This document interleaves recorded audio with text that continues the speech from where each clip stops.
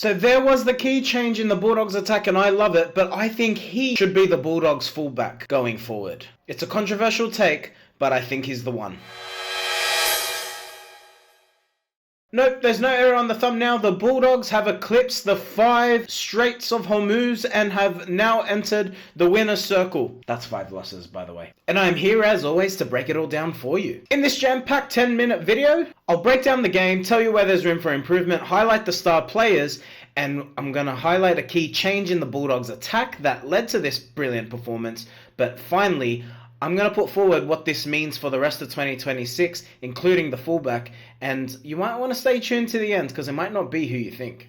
Alright, so let's start with the game itself. Now, some might tell you that this was a game of 2 halves, but I disagree. I think the Bulldogs started and ended the match with a great intensity, and they showed their intentions very early on. I said in my last video, within the first 10 minutes whether your team is due to perform or not, and I think you saw from the Bulldogs opening 10 minutes that they were up for this game despite conceding an early try. Why do I say that, and why was this different to last week? Well, the try that the Bulldogs conceded was against the run of play. You had Bino putting in a kick who would never really kick. It bounced back, it's a little bit of luck, and Moses Leo goes over for his first of 2 tries. But this wasn't the conventional breakdown in system or communication or being found short on an edge that we've come used to seeing over the past couple weeks. This was just simply unlucky. But the Bulldogs' intensity relented, and their enthusiasm in defense and attack continued. The Bulldogs' second try, these are the sorts of tries you concede when your luck is down, your confidence is down, and the run of play is just going against you. Jacob Kiraz does the right thing here. He reacts to a potential 40-20 risk, hitting the ball back infield. Perhaps where Jacob could have been a little bit more aware is noting that Tuala and Montoya had ultimately let him down, and Moses Leo was breathing down his neck. Now, Jacob did the right thing in the grand scheme of things. This is what you see most fullbacks do on a week-to-week basis, but I actually put majority of the blame here on Marcelo Montoya and even to an extent Inari Tuala. Leo cleaned it up to score his second try. But nonetheless, this again was not a defensive breakdown, but rather a sheer amount of luck against play going the Melbourne Storm's way. Bulldogs find themselves 12-0 down. But as they say, fortune favours the brave, and this is the first of the Bulldogs' tries. Lachlan Galvin throws a nice cutout pass, bypassing Jacob Kiraz, to find Inari Tuala, who finds himself one-on-one, a good amount of footwork and power. Inari Tuala goes over. The Bulldogs got their points, 12-6. Another try for the Melbourne Storm, again against the run of play, really. But Galvin has a bad moment here defensively. But he rushes out of the line, he isolates Salidi Tupanua, and Jerome Hughes, being the smart, experienced halfback that he is, makes up the meters off a quick play the ball, and Josh King runs through a simple hole. Preston also goes off injured. It looks like a broken forearm for the Origin. Hopefully he's back soon. And with the Preston injury, you almost thought, are the Bulldogs about to capitulate like they did in the last few weeks? But they didn't. By going behind at halftime, the Bulldogs ended the first half really strong with a really positive attack, which led to what we saw in the second half. Burton nearly goes through, drifting across field early on in the early goings of the second half. The next play, no Preston, no problem. Lachlan Galvin, a little bit of an infidel here, cheating on his lover and beautiful combinator in Jacob Preston, to instead a nice combination with Satili Tupanua. Puts the back rower through a hole. Bulldogs narrow the gap to 6, 18-12. Matt Burton gives away a silly penalty on Jerome Hughes. The contact was nothing, but you gave the referee a reason to put the whistle in the mouth. So it is what it is. Storm take the 2 points, go ahead 20-12. But the Bulldogs were not done yet. Try! Bronson Cherry continues his nightmare night over. Nick Meaney, who will not have slept last night, dreaming about Bronson Cherry steamrolling him. Inside of Matt Burton, who pins his back, he gets tackled from Suafa Logo in a try-saving effort. But on the very next play, Lachlan Galvin, smart. He gets the ball from dummy half, goes back to the left-hand side. That wouldn't have been expected. Finds Shaman Salmon, who gives it a Jethro Rinakama. The Bulldogs are in. It's 18-20. Matt Burton converts, and the Bulldogs are on the comeback trail. Bulldogs get a penalty. Matt Burton converts. It's 20-all. Let's talk about Jack Underhill for a second. He makes an error. The very next play, charge down on Jerome Hughes on the last tackle, collects the ball. This is a 21-year-old, mate. Seriously, this is leadership. That's what you're looking for from a kick-out or a Max King or a more experienced player. But it was your 21-year-old front rower, mate. Bulldog personified. And you know what? Full credit to him.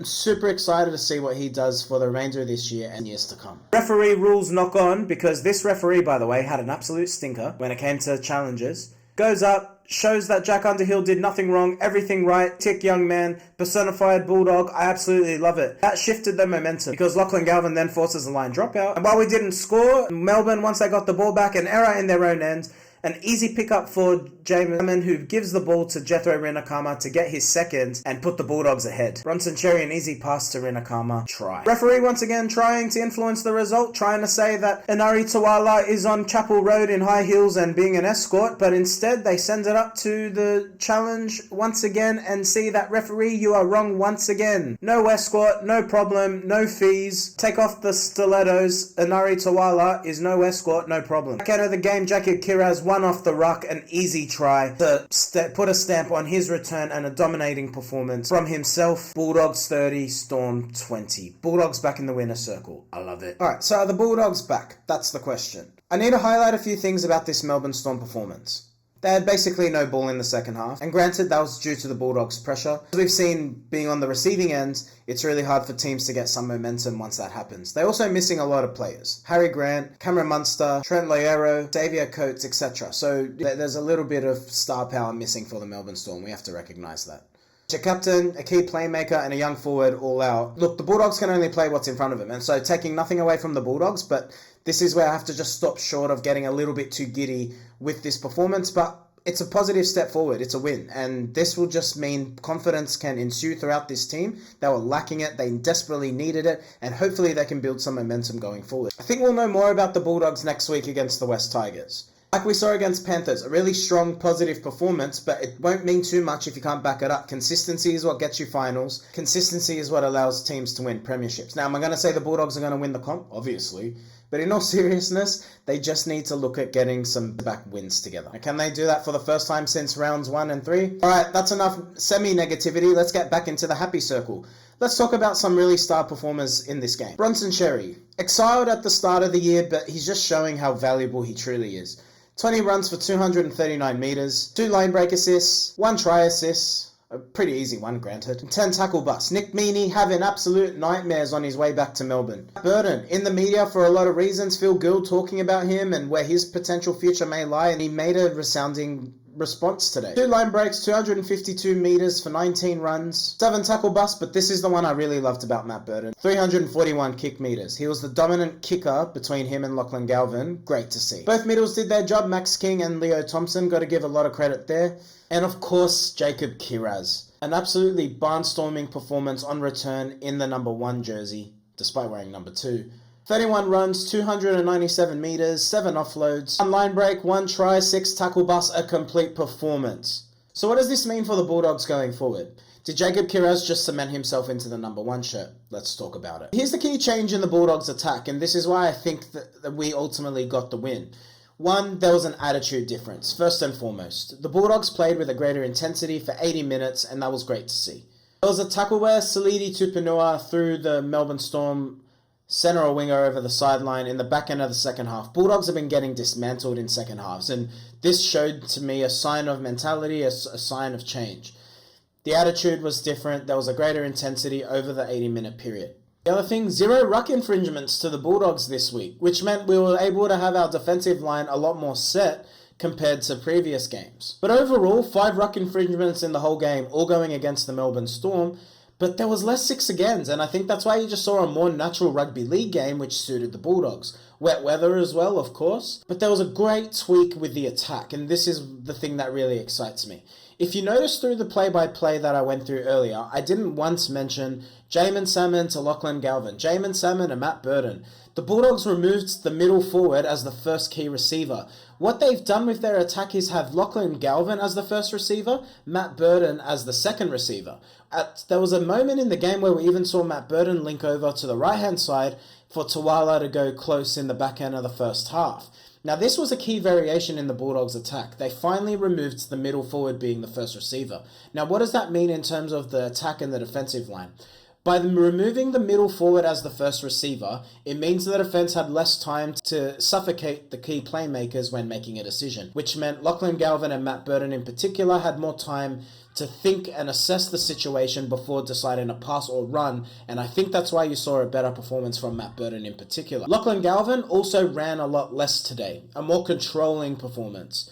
He ran for 79 metres, which is still really good for a half. But we're not seeing this 200 metres from Lachlan Galvin, which is what he's averaged all season. This told me that Lachlan Galvin, took on a more halfback-like performance, if I can dare say that. Again, I think the speed of the game allowed for the Bulldogs to go back to what suits them. Nonetheless, I have to give credit here to Cameron Ciraldo and the coaching staff. A really key tweak that I thought benefited the players and played to each player's strengths. Another thing worth noting, Matt Burton was the dominant kicker here. Lachlan Galvin kicked for 314 metres, Matt Burton for around 350 metres. When you look at those statistics, Matt Burton was the more dominant kicker on the last tackle, particularly coming out of our own end. That is what we've been asking for, playing to players' strengths. Doesn't mean the Bulldogs have solved all their problems. No, it doesn't. And there are still going to be question marks. There's going to be more formidable oppositions that are going to ask greater questions than this understrength Melbourne Storm side did. So let's talk about key changes and what I would do heading into the coming rounds, because obviously the big omission here was Connor Tracy. Jacob Kiraz come in. So is Jacob Kiraz your fullback?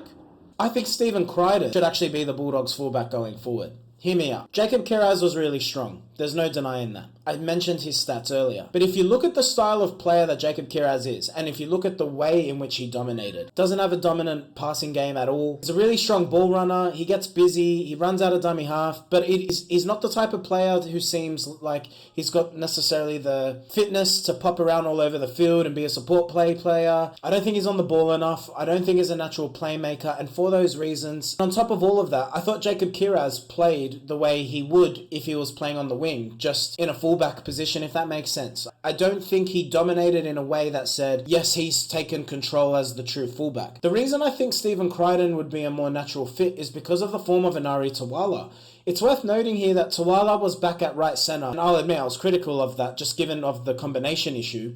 But he's looked really good playing at right centre this season. Jacob Kiraz, for me, will give you that type of performance today, whether he's on the left wing, right wing, or at fullback. Crichton, on the other hand, has a kick in him, has vision, can throw a cutout pass. I think if you play Stephen Crichton at fullback, you've got a strong enough centre option in Tawala and Cherry that I think it might actually work. And I think Stephen Crichton with a bit more space to move might just actually be a really dangerous prospect for opposition defences. And you're not wrong in wanting Jacob Kiraz to remain there given his performance today, but I think you need to look at it more holistically, and this is why I think this might be an opportune time to throw Stephen Crichton in the number 1 shirt. But there you have it. There's my views of the match so far. I can't say we're top 8 ready just yet, but it was an absolute great step forward in the right direction. Let me know your thoughts below. Do you agree with my call around the fullback position? Let me know. Enjoy your rugby league, enjoy your weekend, and get out of here.